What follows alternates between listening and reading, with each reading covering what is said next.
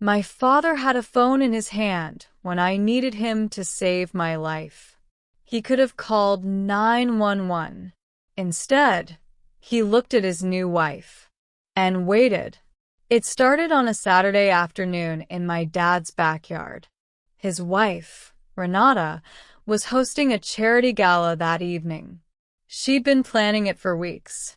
There were going to be board members, donors, a string quartet, catered food, silent auction tables, and enough expensive decorations to make the backyard look like something out of a magazine.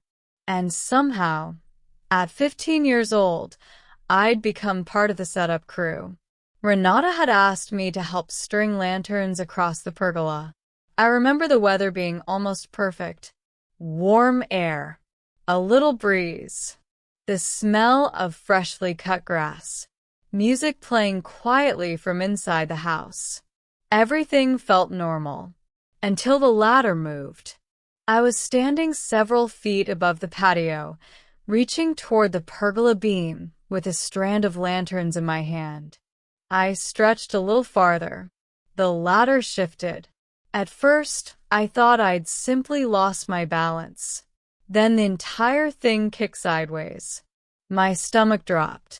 My hands grabbed at empty air. For one horrible second, I was floating. Then I hit the stone edge of the fire pit. Hard. The world flashed white. Then everything went strangely quiet. I was staring at the lanterns above me. They were swinging back and forth. Slowly. Almost peacefully. But something inside my head was ringing. I couldn't tell whether the sound was coming from my ears or somewhere deeper. Renata rushed over. "Are you okay?" I tried to answer. "I think so." And at first, I actually believed it. I felt dazed, dizzy, confused, but not completely helpless. Then I touched the back of my head. My fingers came away bloody. Renata saw them. Her expression changed, not to panic, to irritation. She grabbed a cocktail napkin and pressed it against my head. "Head wounds always look worse than they are," she said. I remember those words because she repeated them several times. She told me they'd bleed a lot. She told me I'd probably be fine. She told me not to make a big deal out of it. And I wanted to believe her, because I hated being the reason people had to stop what they were doing. A few seconds later, Dad came running outside. The second he saw me sitting against the lawn chair with blood on my hands, his face went pale. "What happened?" Renata explained. "The ladder slipped. He's okay. He's just shaken up." Dad pulled out his phone. I remember seeing the screen light up.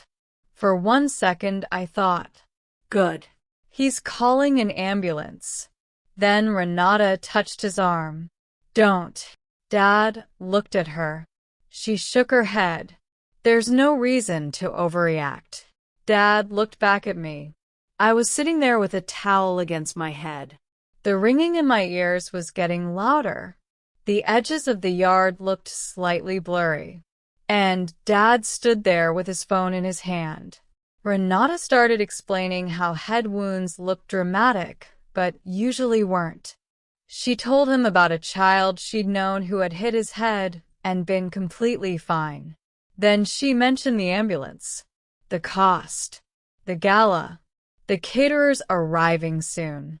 She said an ambulance would make everything into a production. Dad didn't answer.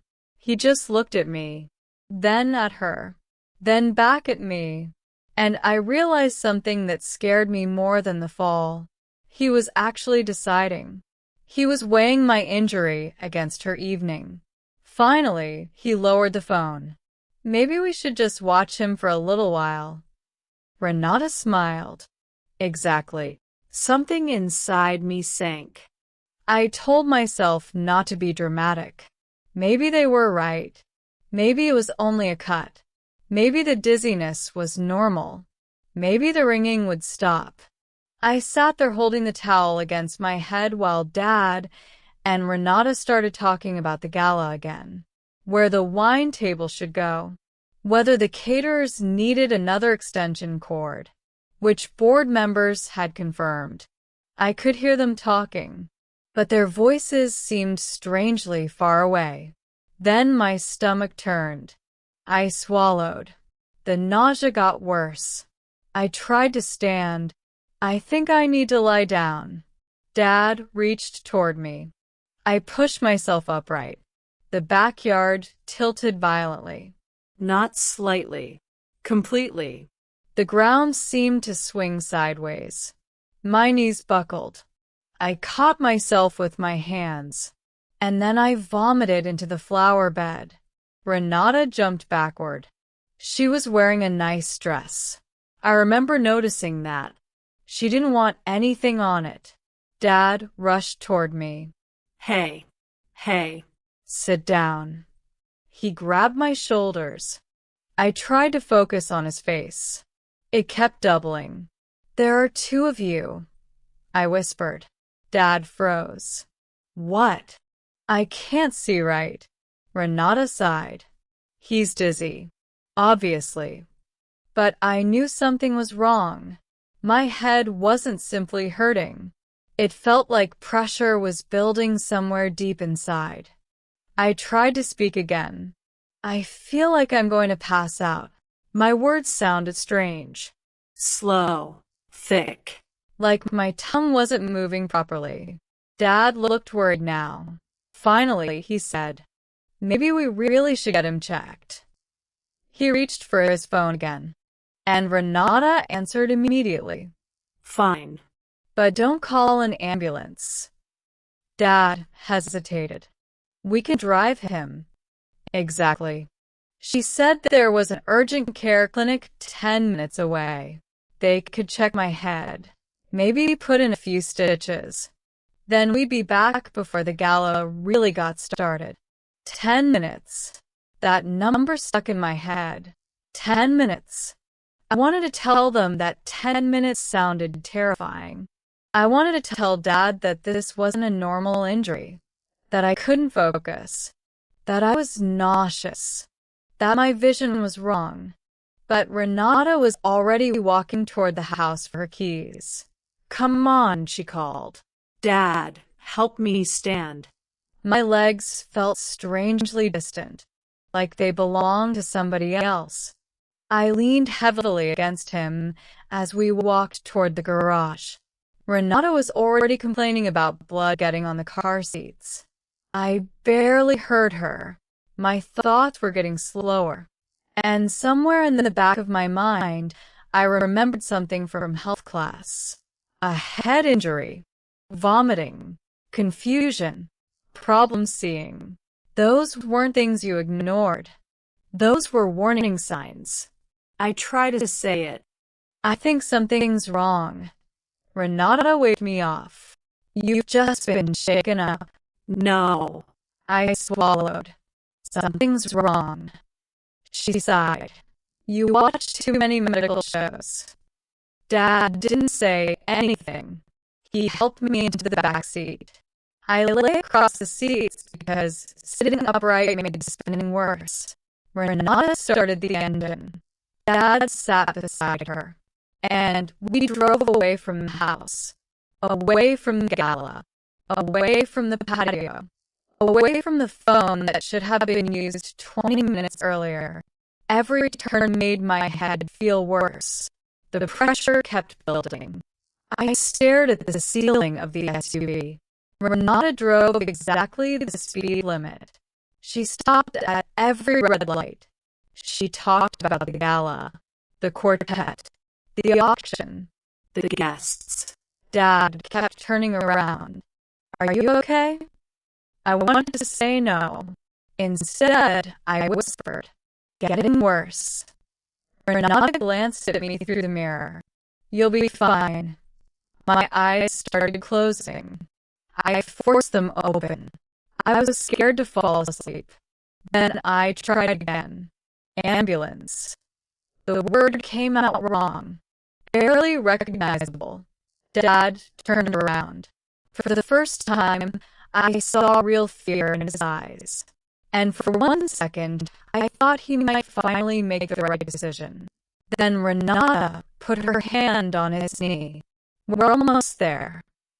Dad faced forward, and the car kept moving. I stared at the ceiling. The pressure in my head kept rising. And for the first time that afternoon, I understood something with absolute certainty. I wasn't being taken to the right place. And the people responsible for getting me there weren't listening. I closed my eyes for a second, then opened them again, because I had no idea how much time I had left, and neither did my father. The urgent care clinic was in a small shopping plaza. There was a nail salon on one side, a sandwich shop on the other. Nothing about it looked like a place where someone was supposed to fight for their life. Dad opened the back door. Come on. He and Renata tried to help me sit up. The second I moved, the pressure in my head surged. My vision went dark around the edges. My legs folded. Dad caught me. Whoa. I couldn't make my right side work properly. My right arm wouldn't push against the seat. My leg felt heavy. Wrong. I heard Dad say my name. Then I heard Renata say something about getting inside. They half carried me through the doors. The waiting room went silent. People stared. I didn't blame them. I was barely able to stand. The receptionist looked at me, then at Dad. Her expression changed immediately. That needs an emergency room. Dad started explaining. He fell. Hit his head. He's been vomiting. The receptionist looked at my face. How long ago? About 30 minutes. Her eyes widened. Why didn't you call 911? Renata stepped forward. We thought urgent care would be faster. The receptionist shook her head. We don't have a CT scanner. Renata frowned. Can't you at least examine him? We can examine him, the receptionist said, but if this is what it looks like, he needs an emergency department. A nurse came out from the back.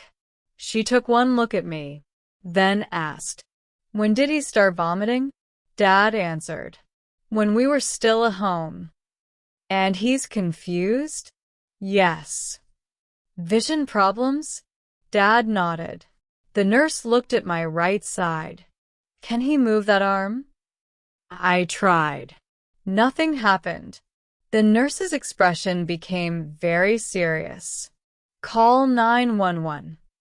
Renata immediately started explaining. We didn't want to overreact. The nurse stopped her. This is not an overreaction. Her voice was firm now. This is a neurological emergency. She told Dad that the combination of head trauma, vomiting, confusion, and one-sided weakness could mean serious injury inside the skull. She asked why they'd driven instead of calling. Dad had no answer. His phone came out again. This time his hands were shaking. He dialed. I remember lying on the floor while the nurse kept asking me questions. My name, my age, what day it was. I knew the answers, but getting them out was difficult. Then she asked me to squeeze her hands. I squeezed with my left. My right barely moved. The nurse looked toward the receptionist. Tell dispatch there's weakness on one side. Dad stood nearby. Renata stood near the entrance. And even then, she wasn't beside me. She was checking her phone. She was worried about the gala. I heard her mutter something about having to delay everything. I couldn't believe it. I was lying on the floor, unable to move half my body properly. And she was worried about dinner arrangements. 7 minutes later, the ambulance arrived. The doors opened. Two paramedics rushed inside. They asked questions quickly. When did he fall? Did he lose consciousness? Did he vomit? When did the weakness start? What changed? Their movements became faster with every answer. One paramedic looked at Dad. Why didn't you call from the house? Dad started explaining. The paramedic interrupted. With these symptoms, time matters. They carefully moved me onto the stretcher. The ceiling lights passed above me. Bright, dark, bright, dark. As they wheeled me outside, I heard Renata say she would follow after making a few calls. Inside the ambulance, everything changed. Nobody told me I was being dramatic. Nobody told me to sleep it off. Nobody talked about money. Nobody talked about a party. They treated me like something was seriously wrong. A medic started in 4. Another checked my eyes. He asked questions constantly. My school, my birthday, my brother's name, anything that would keep me awake and talking. I answered as best I could. The siren started. The ambulance accelerated. For the first time that afternoon, someone was actually moving as though my life mattered. I stared at the ceiling, and I couldn't stop thinking about Dad. He'd had a phone. He'd seen me bleeding. He'd heard me say I felt wrong. He'd watched me vomit. He'd watched me struggle to speak. And he'd still listened to Renata. The ambulance doors opened at the hospital. Suddenly there were people everywhere. Doctors, Nurses, technicians, everyone moving quickly. Someone asked me to smile. I tried. The right side of my face didn't cooperate. Another doctor asked me to raise my right arm. I tried again. Barely anything happened. They exchanged a look. Then I was moving again, straight toward a CT scanner. The machine hummed around my head. I tried to stay still. I kept thinking, please let this be something they can fix. When the scan finished, the room changed. The doctors started moving even faster. One of them came toward me. She introduced herself as Dr. Reyes. Her voice was calm, but serious. We found bleeding inside your skull. I didn't fully understand. She explained that blood was collecting where it shouldn't be and putting pressure on my brain. I needed emergency surgery. Immediately. There wasn't time to wait. There wasn't time to debate. There wasn't time to finish a party. The door opened.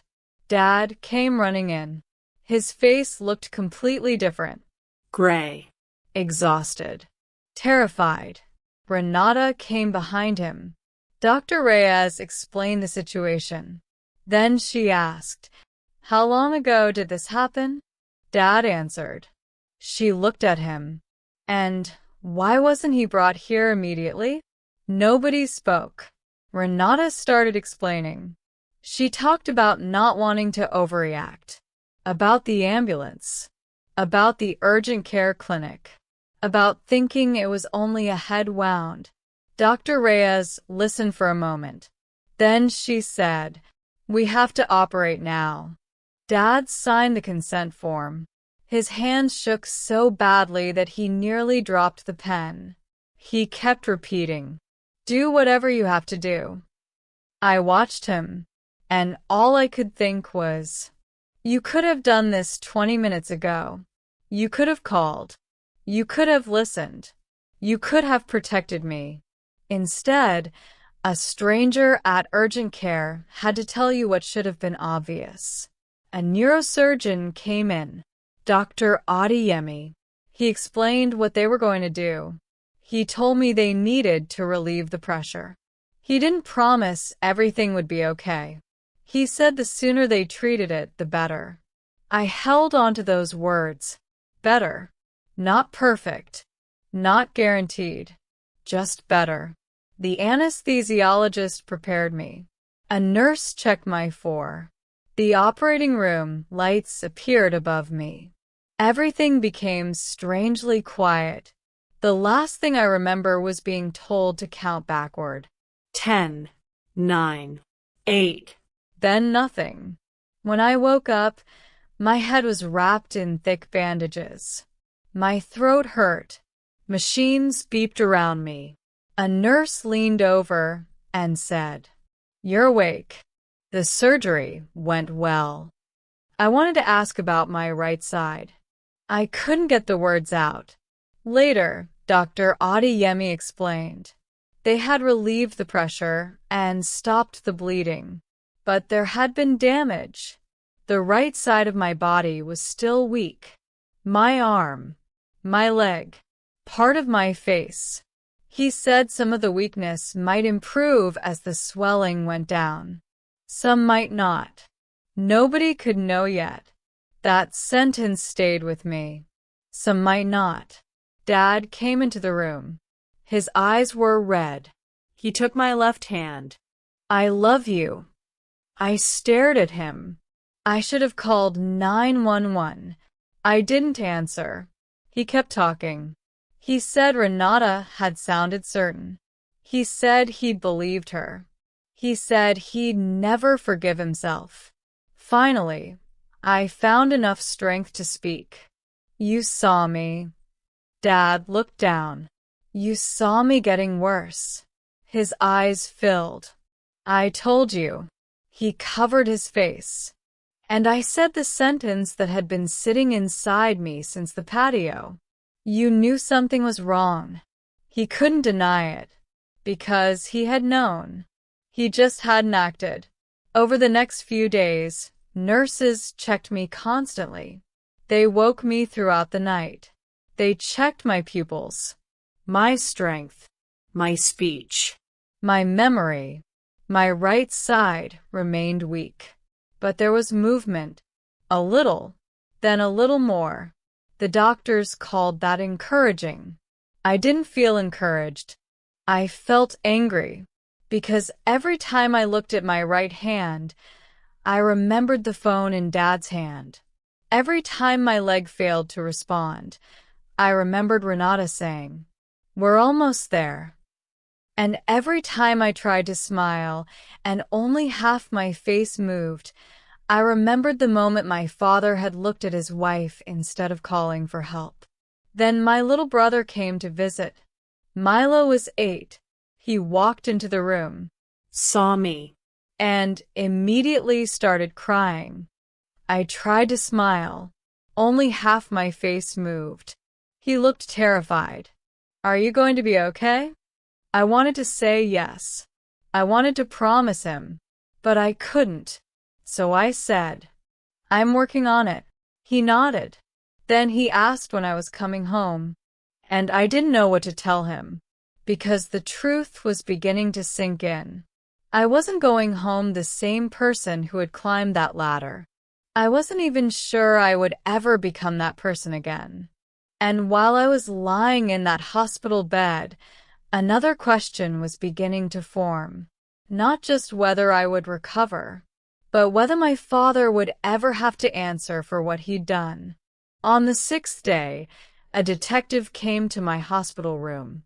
Her name was Detective Novak. She sat beside my bed with a notebook. She didn't rush me. She asked me to tell her what happened. I started with the ladder, then the fall, then Renata, then Dad, then the phone.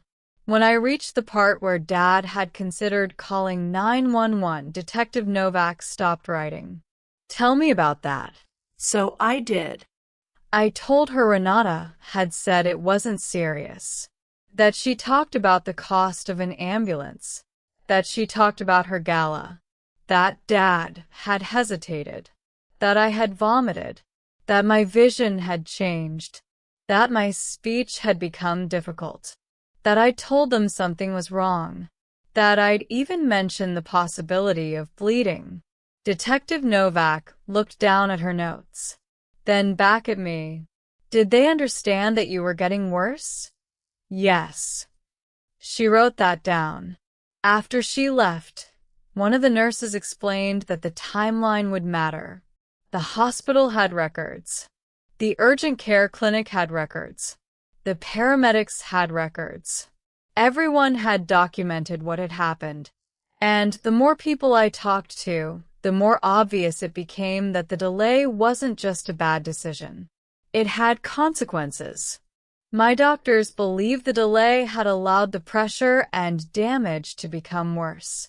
That was difficult to hear, because it meant there was no simple way to think about what happened. Dad hadn't caused the accident, but he'd made a decision afterward. And that decision had mattered. My father came back that evening. He looked exhausted. He sat beside my bed. I talked to the detective. I didn't answer. He stared at the floor. I made the worst mistake of my life. I looked at him. Why? He swallowed. Renata seemed so certain. She was wrong. I know. You were there. He nodded. You saw me. His eyes filled. I know. I asked him something I had been afraid to ask. Was her gala really worth it? Dad's face collapsed. Of course not. But you acted like it was. He started crying. I didn't. I just stared at him. Because there are moments when someone can apologize all they want, but the apology can't reach the place where the damage happened. A few days later, my mom arrived from Denver. The moment she saw me, she stopped in the doorway. She looked at my bandaged head, my weak right hand, my face. Then she came to my bed and hugged me carefully. She asked me to tell her everything. So I did. When I finished, she walked into the hallway. I heard her voice. Quiet. Controlled. Furious. She confronted Dad. I heard words like negligent, unfit, unacceptable. Then she came back inside. She sat beside me and said, "You're coming home with me." I didn't argue, because for the first time since the accident, I felt like someone had made a decision entirely about keeping me safe. My mom contacted a lawyer. Her name was Diane Kessler.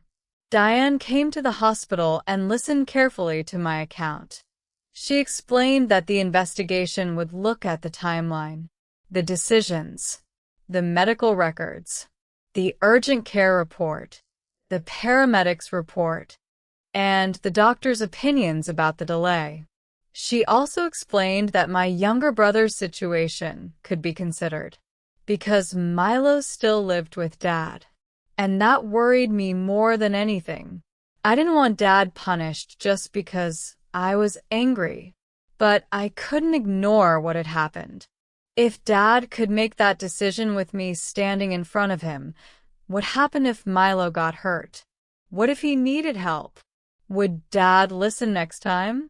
My therapy became the center of my life.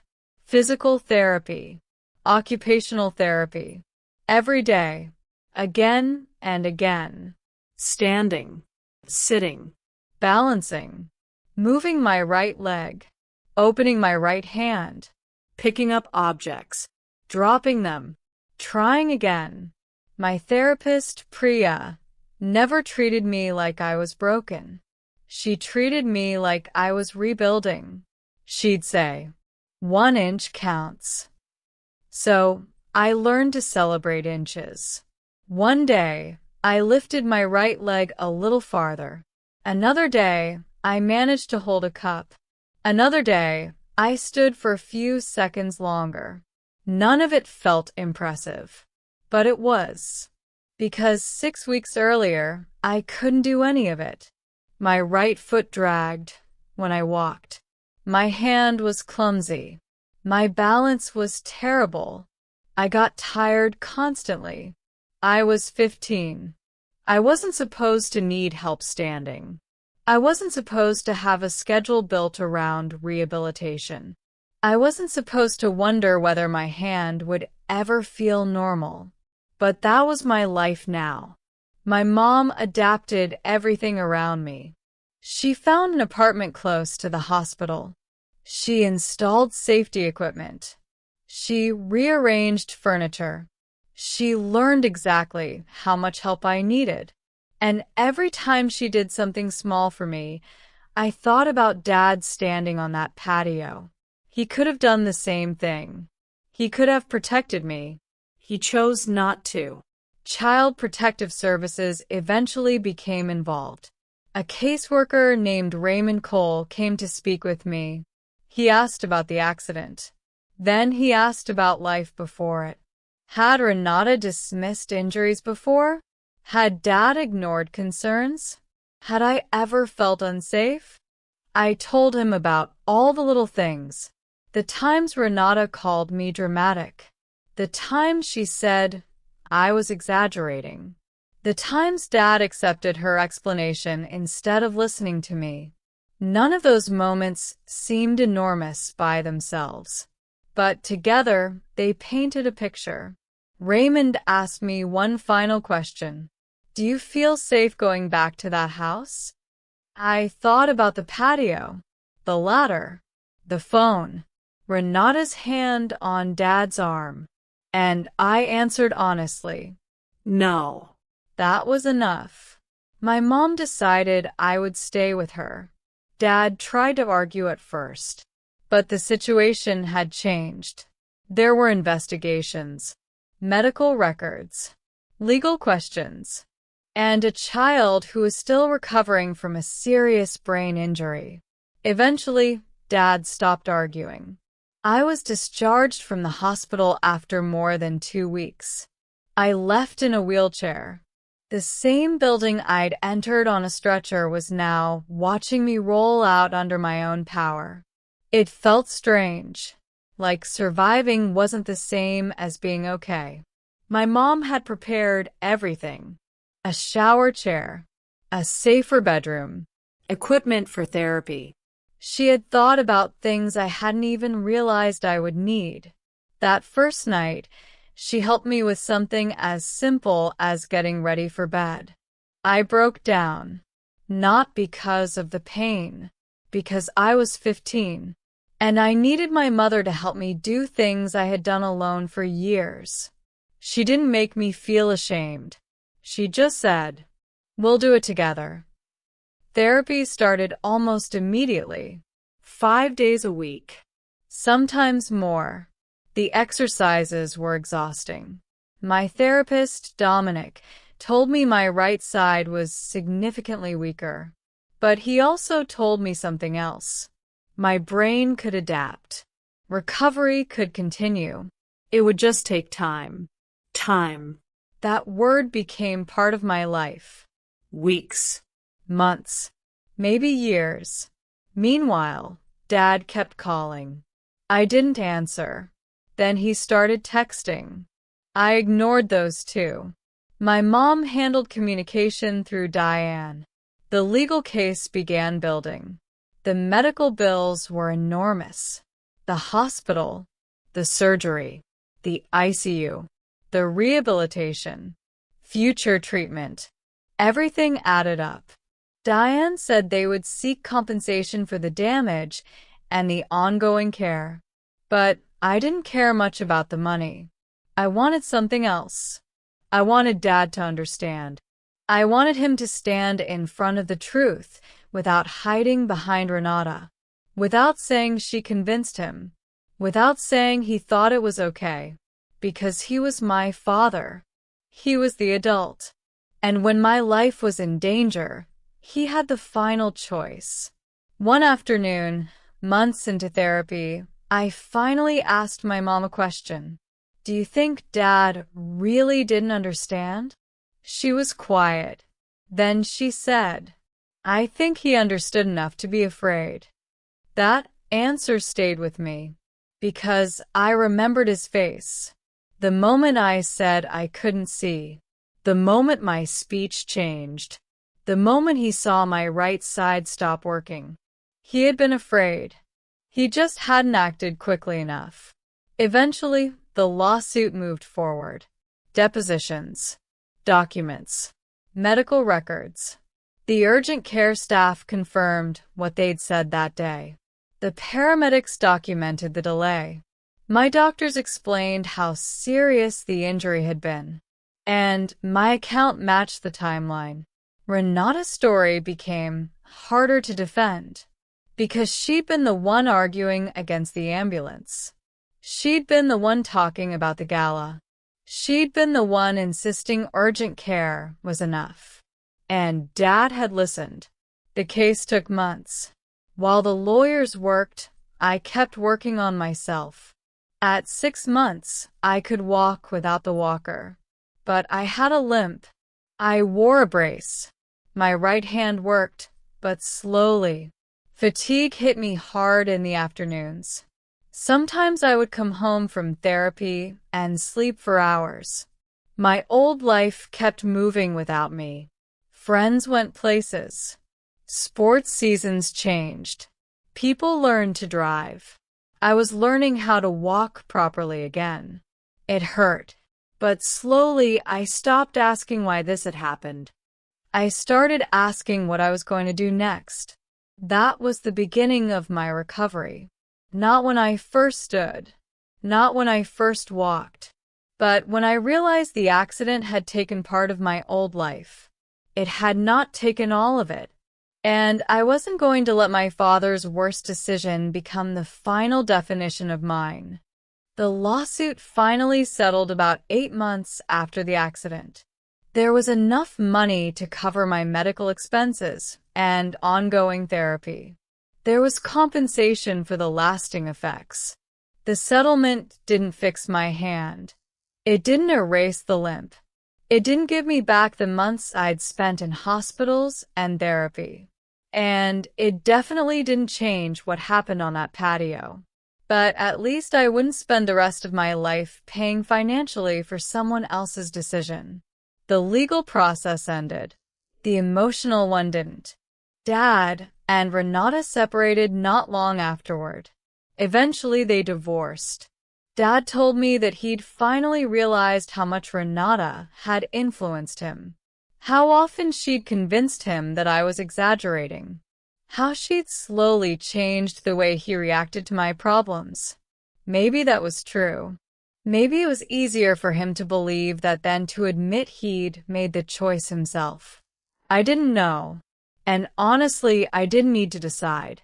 Because even if Renata had influenced him, the phone had still been in his hand. Dad had still looked at me. He had still hesitated. That part belonged to him. My mom stayed. She made her transfer permanent. We found a real apartment.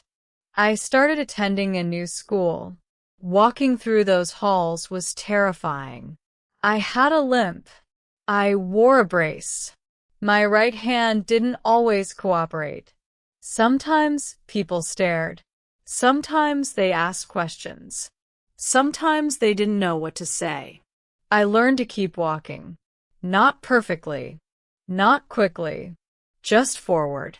Milo started visiting us on weekends. That helped. He was still 8. He didn't care about lawsuits. He didn't care about settlements. He cared that his brother was there. He'd sit beside me while I did exercises. Sometimes he'd imitate my therapy movements. I'd tell him he was doing them wrong. He'd laugh. For a while, that was enough. Dad was allowed to see me under supervision. Our first meeting was uncomfortable. We sat in Dr. Shaw's office. Dad looked at me. I looked at him. Neither of us knew how to start. Finally, he said, "I'm sorry." I nodded. He said it again. "I'm really sorry." I told him I knew. Then I said something I'd been thinking about for months. "I don't know if I'll ever trust you the way I used to." Dad looked down. "I understand." And surprisingly, that helped. Because I didn't need him to argue. I didn't need him to explain. I didn't need another excuse. I needed him to understand that forgiveness wasn't something he could demand. It was something I'd have to decide for myself. Over time, we started talking. Slowly. Carefully. He completed the parenting classes CPS had required. He showed up. He listened. He stopped blaming Renata. That mattered. Because eventually, he said something I hadn't expected. I made the decision. I looked at him. He continued. I let someone else influence me, but I made the decision. That was the first apology that felt real. Not because it fixed anything. It didn't. But because he finally stopped trying to escape responsibility. My recovery continued. 2 years after the accident, I could walk without my brace most days. I still had a limp. My right hand still tired faster than my left. I still dealt with fatigue. There were things I couldn't do as easily as before. But I was walking. I was back in school. I was catching up. I was living. One afternoon, my mom watched me cross the apartment from one room to another. No walker. No brace. Just me.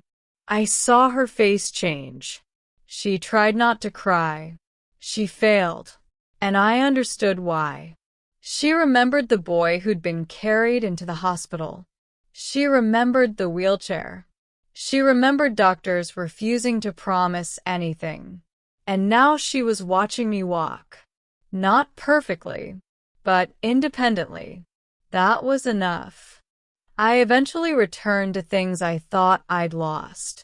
Not everything, but some. I made friends. I studied. I found new interests. I learned to work around my right hand. I learned when I needed rest. I stopped measuring recovery against who I had been before the accident. Because that person wasn't coming back exactly. And maybe that wasn't the point. The point was becoming whoever came next. There are still moments when the memory comes back. Sometimes it's a smell. Sometimes it's a sound. Sometimes I see a ladder leaning against a wall. And suddenly I'm back on that patio. I can almost hear the lanterns moving overhead. I can almost hear Renata saying, "Don't overreact." I can almost see Dad's phone in his hand. That image is the hardest part. Not the hospital. Not the surgery. Not the therapy. The phone. Because he could have called. 3 numbers. That's all. Instead, he waited. And those minutes changed my life. For a long time, I wondered if Dad chose Renata over me. Maybe that's the simplest way to describe it. But eventually, I realized the truth was more complicated. He didn't wake up that morning deciding he wanted me hurt. He didn't push the ladder. He didn't plan what happened. He was weak. He trusted the wrong person.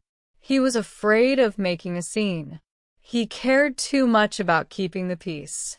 And when the moment came when he needed to ignore all of that and protect his kid, he hesitated. That hesitation had consequences. Understanding that doesn't erase them. It doesn't give me back what I lost. It doesn't make the scar disappear. It doesn't make my right hand work exactly like my left. And it doesn't erase the memory of lying in that car while my father chose not to turn around. But understanding something and forgiving it are 2 different things. I've forgiven some things. I'm still working on others. Maybe I always will. My relationship with Dad is different now. More careful. More honest. There are boundaries. There are things I don't talk about. There are moments when I still pull away when he tries to help me. Not because I want to punish him, because part of me still remembers needing him and not getting what I needed. Trust doesn't come back because someone says sorry. It comes back in tiny pieces. A phone call answered. A promise kept. A difficult conversation survived. 1,000 small choices. Dad is making those choices now. And I'm watching. But the person I trust most is still my mom. She didn't ask me to forget. She didn't tell me everything would be fine. She didn't try to make my anger disappear. She sat beside me through it. She helped me rebuild. And she reminded me that surviving something doesn't mean pretending it didn't hurt. That's probably the biggest lesson I've learned. People talk about recovery like it's a straight line. It's not. Some days you're stronger. Some days you're exhausted. Some days you think you're finally past something. Then a memory hits you, and you're right back there. But you keep going. You take the next step. Then another. Even when it's slow. Even when nobody can promise where you'll end up. 2 years later, I still have a limp. My right hand still gets tired. I still have afternoons where my brain feels like it needs the world to be quiet. But I also have a life. A new one. A life my father didn't get to choose for me. A life Renata's gala didn't get to take from me. And when I think about that afternoon now, I don't only remember the phone in Dad's hand. I remember the nurse who took me seriously. The paramedic who kept me awake. The doctors who operated when every minute mattered. My mom sitting beside my hospital bed. My therapist celebrating tiny victories nobody else could see. Milo visiting me every weekend. All the people who stepped in after the people who should have protected me failed. That's what I choose to remember. Because my father made one terrible choice. It changed my life. But it didn't get to decide how my life ended. I'm 15 years old in the beginning of this story. I thought my biggest problems were school, basketball, driving lessons, and figuring out who I wanted to become. Then one ladder slipped. One moment changed everything. And for a while, I thought the accident had stolen my future. It hadn't. It had changed it. There is a difference. I still wish my dad had called 911. I wish he had listened. I wish he had looked at me and immediately known what to do. I wish I had never needed to learn how quickly a life can change. But I can't go back to that patio. I can't reach through time and take the phone out of his hand. I can't make those lost minutes disappear. All I can do is live with what happened. Keep rebuilding. Keep walking. Keep moving forward. And maybe that's the part my father never understood. When the people who are supposed to protect you fail, you don't always get justice in the form you imagined. Sometimes justice is simply surviving. Sometimes it's rebuilding a life they thought was ruined. Sometimes it's waking up one morning and realizing you walked across the room without thinking about your injury. Sometimes it's watching your little brother laugh again. Sometimes it's letting your father back into your life, but only on your terms. And sometimes forgiveness means nothing more than refusing to let someone else's worst decision become your whole story. My dad chose badly that day. He chose his wife's certainty over my warning.